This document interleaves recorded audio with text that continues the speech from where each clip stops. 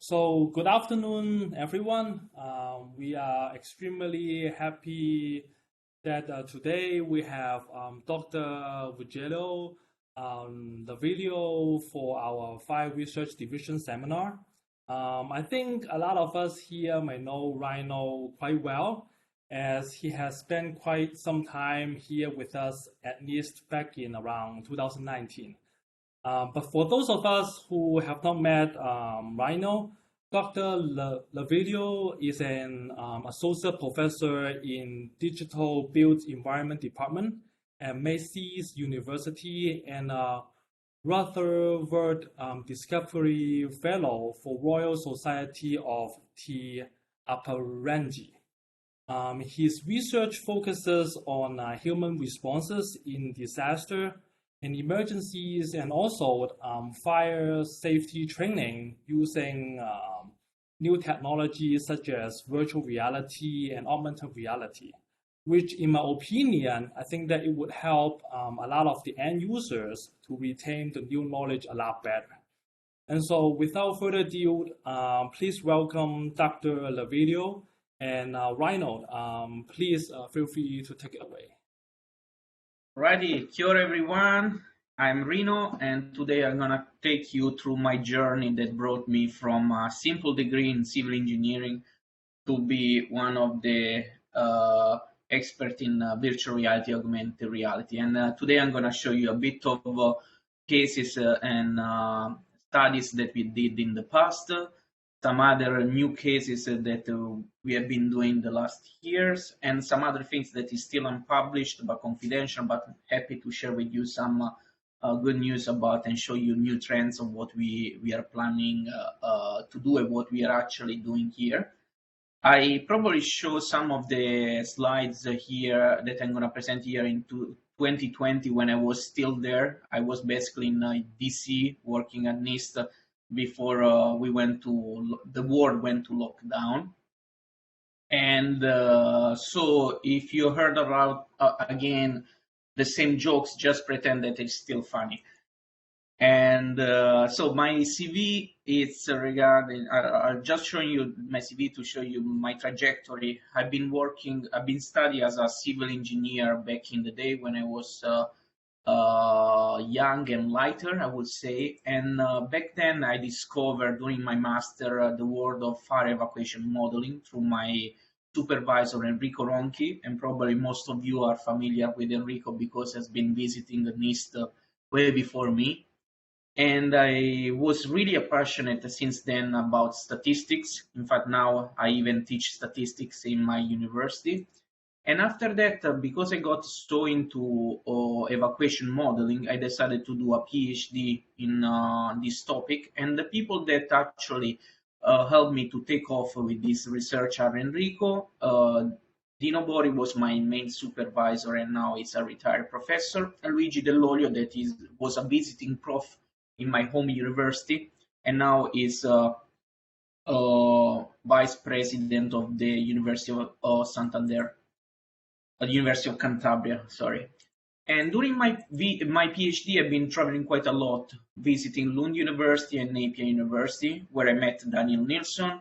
I'm still working with Daniel because we managed to steal him, and now he's in New Zealand, in the University of Canterbury, down south. And after my PhD, I managed to arrive to New Zealand for a postdoc using virtual reality and serious game and BIM for earthquake training. So the reason I came here was because of Mike Spearpoint. Probably you know him as well because he's been visiting you. And after that experience, during that experience, actually, I came to US for my really first time to attend a block course on discrete choice modeling with Ben Akiva at MIT. And I also started doing quite a lot of new research on image analysis. At the beginning, mostly related to medical image, and with my friend Lucia. And after my first postdoc, I managed to land for the first time at NIST, working with you, with Erika. And it's where I started my really first baby step on wildfire research. And now it's one of my let's say, most solid topic in my latest research. If you see, in fact, my latest publication in the last 2-3 years. And eventually I arrived to Massey University. Here you can see my boss, Monty. He wasn't there when I arrived to Massey University. I started as a lecturer, then I became senior lecturer above the bar, and since this year I am associate professor here at Massey University. And also, since this year, I'm one of the Rutherford Fellow. That is a fellowship given by Royal Society of New Zealand. And what does it mean? I'm going to be out of teaching for the rest of the next 5 years because they are going to pay for my salary to do only research. So you will see a lot more going on from my side in the next 5 years. And three of the key technology that I've been using in my research are VR, augmented reality, and BIM. And today I'm going to show you quite a lot of VR and AR in this presentation. And I'm also involved in several editorial boards. I'm associate editor for Safety Science and Fire Technology, and a part of the editorial board of Fire Safety Journal. So I do quite a lot of work for the safety community as an editor, as a reviewer, and of course as an author. In the free time, that's my life, looking at the sky, because I started it during COVID. We didn't have much to do, so I bought my first telescope, and then I lost a bit control and I ended up with too many telescopes in my house. Here you can see my helper, Jove.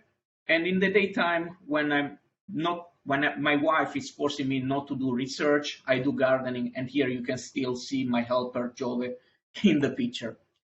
So let's go and see what's happening here in New Zealand. Since 2018, when I started my my journey at Massey University, I established the Digital Built Environment Lab. In the really old day, it was just my office with the really simple equipment. Most of them were second-hand virtual reality headset with super old computer, but we managed to start kicking in with some new research, and I'm going to show you also some cool research that we managed to do with this really cheap technology that we had. And towards the years, I managed to convince my university and my school to invest more in this technology, especially because we were using also for teaching, and we start attracting more visitors.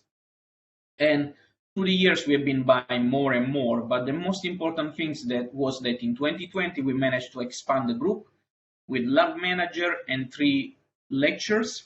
Actually, we had 2 lecturers, Dr. Zenan Feng and Dr. Daniel Pisk, that they joined in 2020, and this year we had Vishal that has just joined us from Singapore. And we have a 2 lab manager because our Chris here is retiring, and we upgraded him with a new hardware, Rio, who is going to be with us for the next 2-3 years.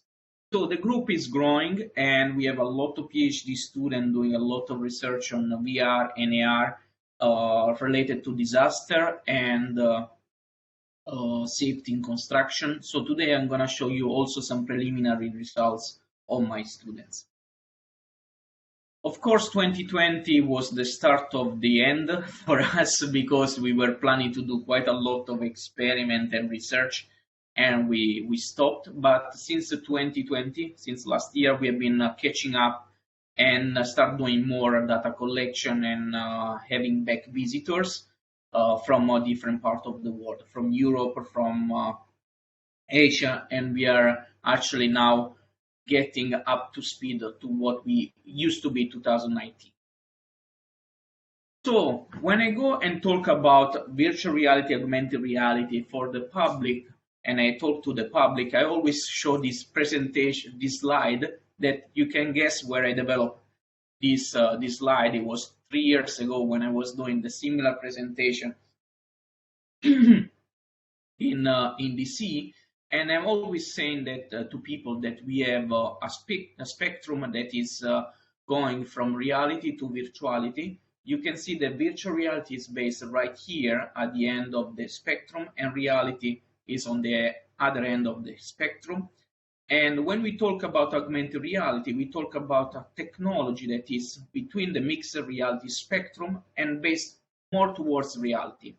In fact, when we talk about augmented reality, and we'll see application like the one that I'm going to show today, we see a blended situation in which we have a lot of things that belongs to reality and some digital elements that we call holograms. I decided to put Pikachu here, a Pokemon, because Pokemon Go has been one of the most useful application around the world to make this technology more famous.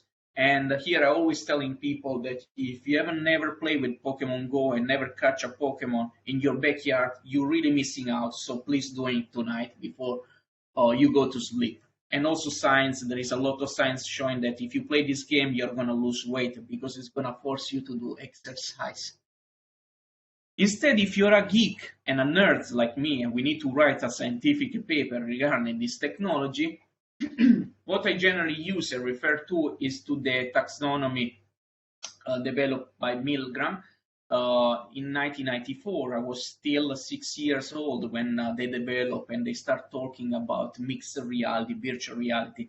So from a conceptual point of view, and we knew already when we were much younger what was this technology about. I managed to expand a bit with my colleagues those definitions in terms of what is the technology out there by writing a chapter for Handy this early this year. I promised him a chapter on digital technology for fire evacuation, so we expanded what was the original chart developed in '94 with this new chart in which we show different kind of technology and different kind of approaches that can be used for augmented reality and for virtual reality. The technology has been growing a lot, especially since 2016 when there was the first release of Oculus Rift for the public. And since then, the technology has become cheaper and cheaper. In fact, now you can even afford a virtual reality headset that doesn't need to be plugged with a computer for only $300-400 US. It's something unthinkable. It was something unthinkable in 2016 when we were spending thousands of US dollars just for a simple VR headset. So now it's something that you can even use for your kids to let them shut up instead of using TV. And the question that I always ask to the public, now it's going to be a bit odd to do it through an online setup, is how many of you have experienced virtual reality? And when I was asking this question back in 2016, I couldn't see many hands popping up. And then I was telling people, look, you are really familiar with virtual reality. You've just been experiencing virtual reality in non-immersive way, especially through video games. What we talk now about virtual reality is immersive virtual reality, so something with goggles. And as we say, now it's becoming so popular that pretty much everyone has had the chance to test this application. It's not any longer stuck in some computer lab in some university or really geek people that can afford thousands of dollars of equipment. And the same thing is for augmented reality. I can say that it's not as mature as virtual reality, but it's getting there. We are pretty much in the equivalent situation of what used to be 2016 for virtual reality. The new hardware are getting better and better, still too expensive. Like you have seen probably a lot of advertisement from for the new Apple device. But one of the first blowing mind device was HoloLens 1 and HoloLens 2. And we have been starting using it, and I'm going to show you some case study later towards the end of this presentation. And also in this case, when I used to ask this question, there were only few hands popping up, and now they are growing and growing. And if you think about, all of us pretty much has been experiencing augmented reality, especially with reversing camera. Here, the joke that I always use, and I probably used already 3 years ago, is that in Italy we don't need it because we use the physics. when we bump into the other car, we stop driving. And now we are getting more familiar that there is technology that can help you. And as I said, there is also Pokemon Go that has been making this technology more and more famous. So today I promise you that I'm going to talk you about the dark side. And to be fair, I just put a slides about the dark side of this technology because I don't want to make you depressed before going home and talk with your family. We are going to spend most of these slides talking about the bright side. The dark side is connected with a lot of simulation that can be used for the wrong purpose. In fact, there are a lot of documentation that were released after 9/11. There is some noise in the background. If you can mute yourself, thank you. So there were some disclosure of information about after the unfortunate event of 9/11 about the use of flight simulators for the really wrong purpose. And there was quite a lot of complaint regarding the Microsoft simulator that was released. And I still remember that back then, I really had a really cheap computer at home, but I managed to use a flight simulation on my small computer that had only 300 megahertz back then, 64 megabyte of RAM. It was something really, really small. And there is new and new news coming up and popping up on the use of the metaverse and how this can be used for criminal activities. And it's the same things for any technology that is popping up. There is always the dark side. There is always the possibility to use any technology to kill people instead of saving people. I'm blessed to have in the sense that I have the possibility instead to think and try to use this application for the completely opposite reason. Try to use it to save as many lives as possible, to get ready for disaster and make sure that people will know how to behave, what to do, and how to respond to disaster. So let's put behind this dark side part, and let's start talking about the bright side. So I put our Jedis here and see how they can help us to make this world a better world to live in. So there are different reasons I've been using virtual reality from. This is the joke that I showed you 3 years ago. And regarding making my mom upset about watching TV, let's go and see the real reason why we use virtual reality for fire safety. One of the first applications I've been using with, being involved with regarding virtual reality is an application that was developed by Enrico and Daniel in Lund University. Back then, in 2014 and 15, they developed a virtual reality experience for a cave system. It's the cave system is here. It's basically a super expensive 3D cinema because you wear 3D glasses and you have the possibility to see the virtual reality space in front of you.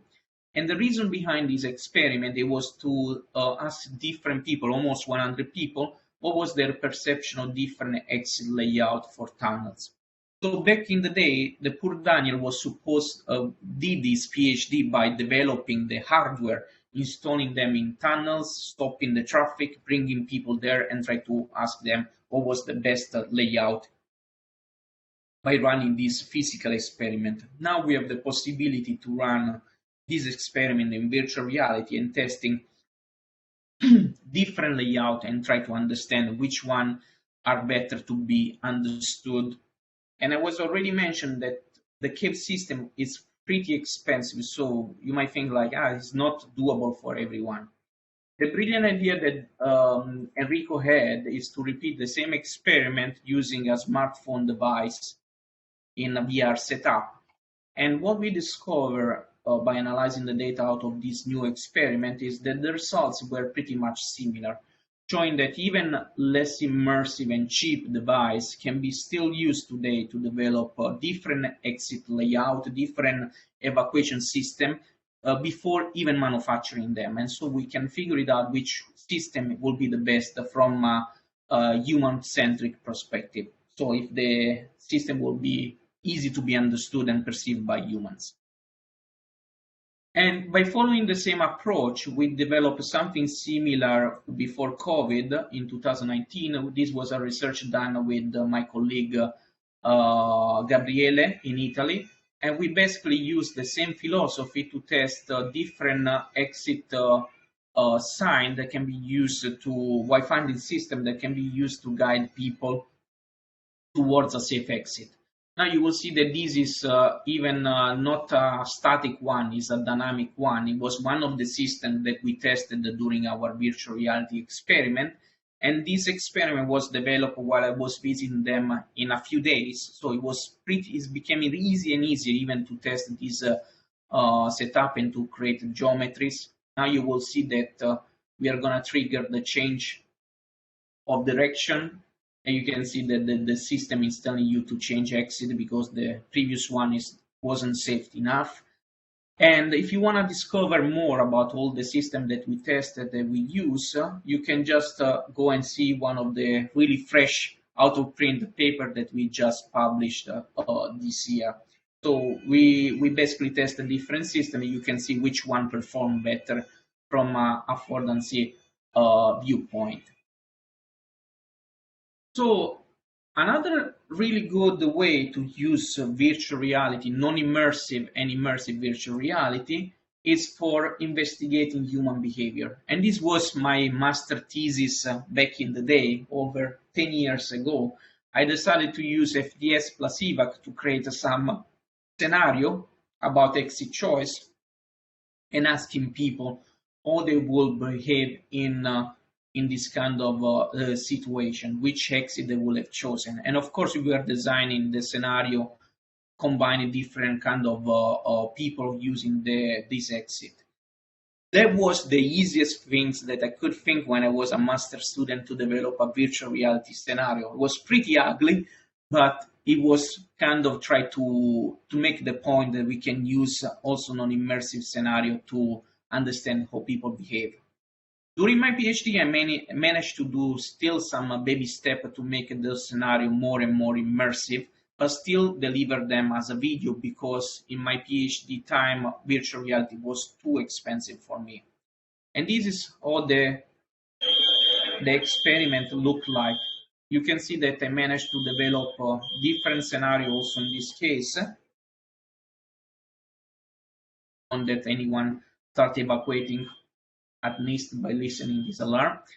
And so I develop in Unity one game engine those scenario, and I record those video and showing people still videos and try to figure it out in this case with a combination of new factor.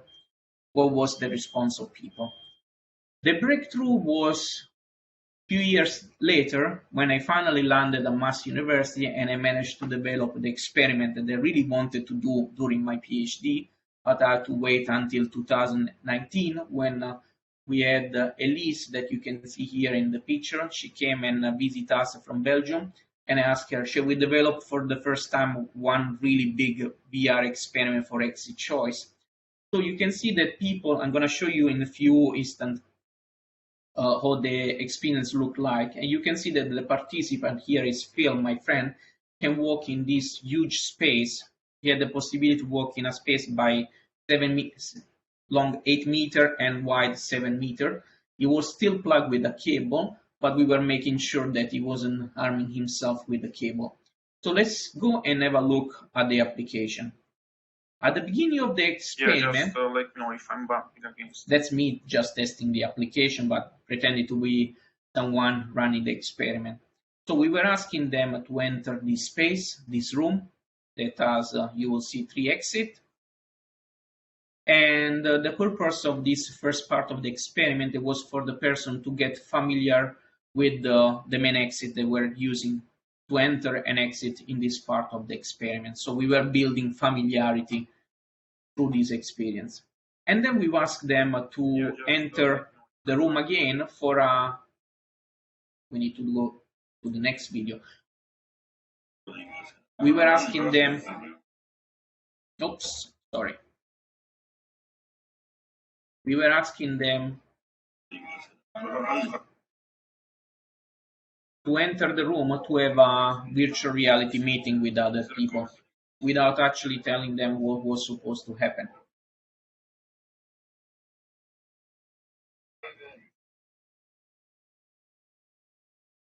You will see that now in a few seconds the fire alarm is gonna start.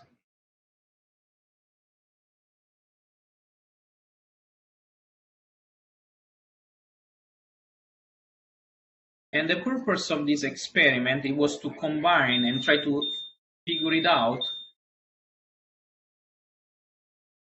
the impact of multiple factors at the same time, like smoke, familiarity with exit, decision of other people, and try to build a model for exit choice.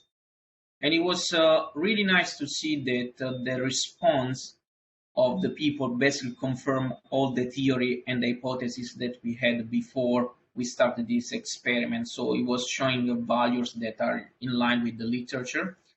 And the other good thing is that we also asked people why they were making choice, and we could see that the qualitative answers that we were receiving were in line with what we saw from the estimated model. We use a multinomial logic, if you want to know more details, to estimate this model. And it has been already published. If you want a copy of this paper, you can just contact me and I can send you the latest paper. Something that I found really important and became also super important for me is to use augmented reality, virtual reality for training. And this was one of my first case study. The reason I came to New Zealand to develop a virtual reality simulation for earthquakes. And here you can see that we also developed some acting system with a device we bought from US called Butt Kicker. I don't know if they still sell it in US, but basically it was allowing us to do vibration of the platform based on the audio signals of the simulation. So also here I put a small video that shows you all the simulation is about. Because today we don't have time, I'm gonna share with you the link of this presentation so you can go and have a look how the simulation look like. I would like to spend more time on some more relevant material. So it's for you later to have a look how this virtual reality look like. The important things that we had after this really first experience is that we saw that both staff people from the hospital and visitor of the hospital that went through the application, they learned many more information about what to do during an earthquake and what to do after an earthquake. So it was a really good experience for us to validate the fact that virtual reality can be a really good tool to train a lot of people. And what we did in Massey University, straight after I joined Massey University, I was trying to develop something, VR experiment that was pretty basic, just using a fire extinguisher simulation and try to figure it out if it was possible to teach basic maneuver about how to use a fire extinguisher. So here you can see that we didn't even develop the application. We basically use an application developed by some Canadian. I don't know if now this application is still available. And what we did is to train a group using virtual reality and another group using a video teaching this other control group how to use a fire extinguisher. And those are the results. The application, first of all, looks like this. You can see a person try to extinguish a fire using the digital fire extinguisher. And what we did is to ask people what they knew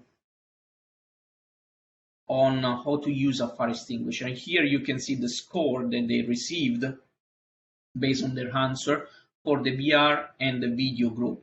So you can see that the average were pretty much the same. After the VR training and the video training, you can see that VR slightly perform better than video. But the most important things that we discovered we did in this study is to see what happened after 3-4 weeks. So retention. We started testing for the first time what was happening after a long time. And we discovered that the people that were going through the video training were basically forgetting a lot of information. Instead, you can see that the VR group was, after a month, still up here, showing that from a knowledge retention point of view, virtual reality was performing much, much better than traditional training. Since then, we have been starting doing a lot of prototyping here with different colleagues and collaborators. This is one of the first prototype that we built in our lab for fire extinguisher. Now you can see a person using water on boiling oil on electric fire. It doesn't end up in a good way. And there is all the physics built on this fire extinguisher simulation. You can see that the fire extinguisher ran out of water. And in this case, the person is going to use the good one, CO2 fire extinguisher, in this case for electric fire. And you will see that it's going to be capable to extinguish the fire. So it was just a simple prototype to see if we could develop something similar in our lab. We never use it even to do data collection. But we learned quite a lot by just developing this. Another interesting application we just finished to develop for the Institution of Fire Engineering is this application here that basically train people how to use maintenance, how to run maintenance and inspection of fire extinguishers. So this application is guiding people on what you need to do to inspect a fire extinguisher. So it gives you all the information and it tells you, does it pass this test, does it not pass this test? And it was developed with the funding of the Institution of Fire Engineering from the Singaporean branch, because last year I was teaching them application of VR and AR for evacuation, and one of them approached me and asked me, can we actually transform our existing teaching material in a virtual reality experiment? And I told them, if you have some seeding funding, we can have a look. And this is the work that has been led by my colleague Daniel Peace, and he has been working the last few months with a research assistant to develop this prototype from scratch. So basically, whatever you see that here is developed from zero, and we develop all the logic. And now we are planning to do much more gamification and testing also the capability of people in a different scenario regarding. And there is also some nice interaction, for instance, with the scale. You will see that you can put the fire extinguisher on the scale, and it's going to give you also the weight. So we managed to add a lot of interaction, and we are still working on expanding this application. We got also successful here in New Zealand with the Marsden project. Marsden funding is one of the most competitive funding in New Zealand. If you get a Marsden in New Zealand, you are a god, because only few people can get it. And we managed as a team to get it. She's Dorothy, our PhD student that is developing the virtual reality literature review that I was showing you in a few slides ago. You might see that we really look like the Jedi of virtual reality. In this project, we are going to basically repeat more virtual reality experiment and non-virtual reality experiment and physical experiment still with the fire extinguisher. We are going to try to track what people remember over 6 months and 1 year. So our goal is try to do retention study and try to figure it out when people tend to forget information and when it's going to be the right time to reiterate the training. Because the idea is that many countries and many people around the world use different timings to redo safety training, if you think about drills. So what we want to do is to generate some new scientific knowledge to plan evacuation drills or safety training in the right timing. And at this stage, we are still looking for some PhD students that help us for this project. We already found one, and we are still looking for a sponsor and funding, especially to purchase the physical equipment to do the physical training with the fire extinguisher. That is pretty expensive, but hopefully we are going to get some luck this year. Augmented reality is the other technology I want to talk about because I love it, because I see a lot of potential with this application. This is one of my first augmented reality application that I developed in Vuforia in 2016 using a smartphone. There wasn't much out there And now there are many more platforms and toolkits that can be used to develop your own customized augmented reality application. And last year we managed to develop our really first application here at Massey University. Before showing that, I can show you that from the literature, many people have been trying to use smartphone-based augmented reality application, mainly to guide people outside buildings. Although there are some controversial things to think about. If a person is looking at a smartphone, he might not see obstacle and fall off. Instead, this other second application is an interesting way to show the results of an evacuation simulation in augmented reality. So let's assume you use Pathfinder to simulate the evacuation of a building that is existing. You can do the visualization of the evacuation in the real building using augmented reality. This is a really interesting application that was developed by a teenager after the Glen fire in London. And he thought, we have all the technology to develop augmented reality application to guide people outside their own buildings. And you can see that this teenager managed to develop from scratch this augmented reality application that is guiding people outside the building. But you can see here, for instance, stairs, and where I start seeing a bit of issues using the smartphone-based augmented reality. What we did here in Massey University is to develop instead an augmented reality application using HoloLens 2. That is a device that you can wear, semi-transparent glasses, so it's really expensive sunglasses that allow you to view hologram. And this is the view of the people. Welcome to the fire safety training. I can smell some smoke. Help me find out if there is a fire in the building.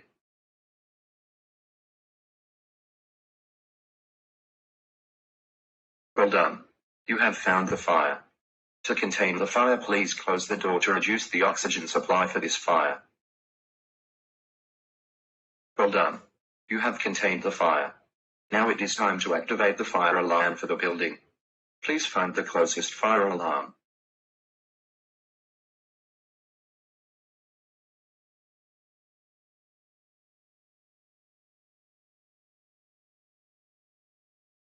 Well done.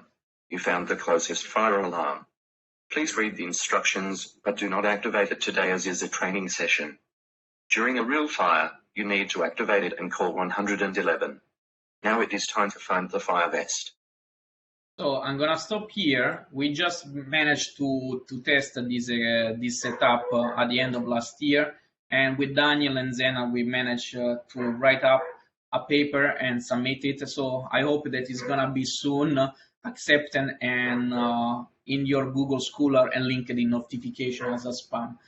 And if you wanna copy a draft of this manuscript in which you can see where augmented reality was better than traditional training, we can send you the copy.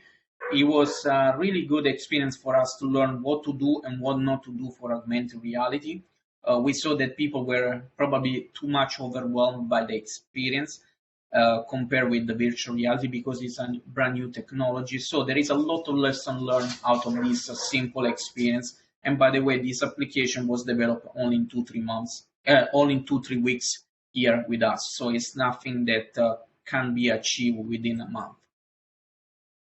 If you want to know more about VR and augmented reality, you might need to ask Andy to share with you the copy of the new chapter we built for him. We wrote for him. It's still a familiar name. You can see all my colleagues, and Shilei Zhao is a colleague from University of Florida. And we managed to develop a nice chapter, try to explain what are the technology like VR, AR, BIM, artificial intelligence, and what we see as intersection between all these technologies. So it was an interesting chapter for us because it was like, okay, let's put on writing what we know, and let's start doing a bit of mental exercise about what are the overlapping that we have seen already in the world and what we think we can take as a direction from here. So it was a really nice way to think and use this chapter to do a lot of reflection. So thank you, Andy. And it's still not published, so if you need a draft of this chapter, just ask Andy. He has a copy of it. So this is from me. I managed intentionally to finish 10 minutes early, so if you have any question, I can answer your question, and I can show you where you can find more information about virtual reality, augmented reality. Thank you so much. So thank you very much, Rino, for the excellent presentation. Does anyone have any questions for Rino? Maybe while everyone, while we are waiting for the question to come in, I actually have a couple. So let's say, if we were to do something like that, when I try to develop, let's say, machine learning model and stuff like that, we do a lot of study on the data itself. Obviously, for your application, you might not have the data beforehand. So how much time do you have to spend to study the data, or how much time do you have to spend to build the environment? To build the environment in virtual reality is becoming easier and easier. Here I have a guest in my room, Luke, that is helping us developing some virtual reality experiment. He's a visiting student that is actually staying in my place with us. And in the last 3-4 months, I can tell you that we have been developing 4 applications that we are about to test about safety training and human behavior study. I can tell you that the full process of designing an application, developing the application, might take no more than a month. And if you want to even validate the application, running experiment might take another month. So if you want to do a bit of gambling, I would say just think about 3 months, and it will be enough to develop, testing, and do some final analysis on your application. So it's just a matter of having some really, at this stage, really small seeding funding to test and developing a small application that are using a virtual reality setup for lab. It became a bit more complicated if the application needs to be done for the wider public, because we need to experiment many more things. And it depends also much stuff you want in the virtual reality application. But the time and the cost are becoming smaller and smaller. If you think about the virtual reality experiment that I showed you for the hospital, the earthquake hospital, in that case, the technology wasn't mature enough. The software that we could use weren't mature enough, and it took us almost a year just to develop the application. Now, basically, we are getting more and more experience. Of course, if you ask someone that has never done virtual reality development, it's going to take for them just months to figure it out what they need to do and where to start. In our case, in my lab and in my group, we have the beauty that we know where to start from. And we have also a lot of expertise in terms of what we need to measure during and after the experiment. So Daniel is our lab leader, and he has a background in cognitive psychology. So whenever I have a question about what will be the most suitable things to ask and measure, I will go to Daniel. And Zenan instead is the group leader, the leader of the new digitalization group in my school, and he has done his PhD in gamification and virtual reality. So whenever we need to develop something like that, we always sit in a room, the 3 of us, and we start discussing with the research assistant that is helping us. What should we do? Where should we put this? Is this doable from a software point of view? How long is it going to take? So try to make a calibration of what are the goals, what are the needs, and how much time and funding we have, and do the best with the limited, of course, always limited resources in terms of time and money. Right, that's good. I hope it answers your question. Oh yeah, definitely. And another question is that I know that this is a pretty new technology, just like what we have for machine learning or AI. There is always another group that might not believe it so much. What will be the usual question? How can we resolve their worries? Like, for let's say virtual reality, right? Because we do not feel it, So let's say if I'm trying to put out a fire, if I do not feel it, would it make it more dangerous for that people to try out this type of technology for training and stuff like that? You mean if they feel a sickness? The burn. Let's say if you're trying to put out a pool fire. Okay, put in some haptic system. That's a really good question. You are trying to dig into the recipe of a good training tool. If you go online and you check existing application of fire extinguisher or safety training, what this company tell you is becoming more and more realistic. And I believe that it's not important to be realistic in this kind of experiment. We haven't tested yet this kind of setup in which you put too much haptic system. What we expect is that if you put too much realism and too much haptic elements in the virtual reality simulation for training, you're gonna basically not help the training process. What we really need is to have people that really are focused on the instruction that you're giving them instead of all the fancy things that you're adding in the experiment. So I believe that adding too much haptic system, adding too much stuff is not beneficial for people.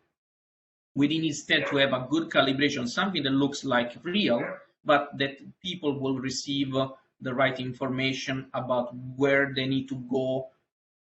For instance, how far away they need to go from a fire extinguisher. And even if you give information with holograms in a virtual setup, it's still fine. They won't see it in a real life, but the information is more important than something that looks realistic and that doesn't give them enough information to understand all the steps that they need to follow for a safety procedure.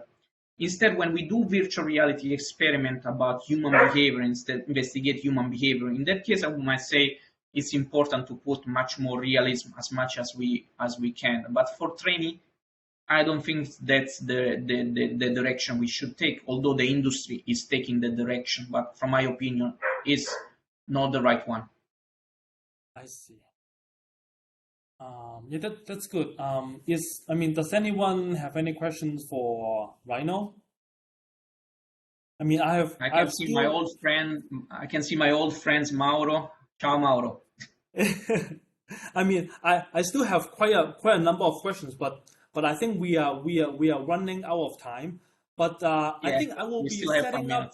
I will be setting up a meeting with Rino to talk about it a little bit more. For those who would like to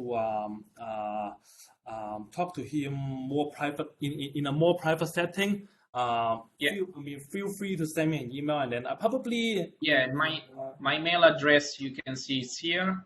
I didn't put here, but you can easily find me online. Just type my name. There are not so many people with my name doing my research. Right. So thank you very much again, and hopefully, I will try to reach out to you maybe sometime next week, and then we'll start from there. So thank you very much, Rino. Yeah. Thank you so much, and I hope to see you in person in NIST in the coming months or year. Finger crossed. Thank you. Yeah. Everyone is saying thank you. Talk to you soon.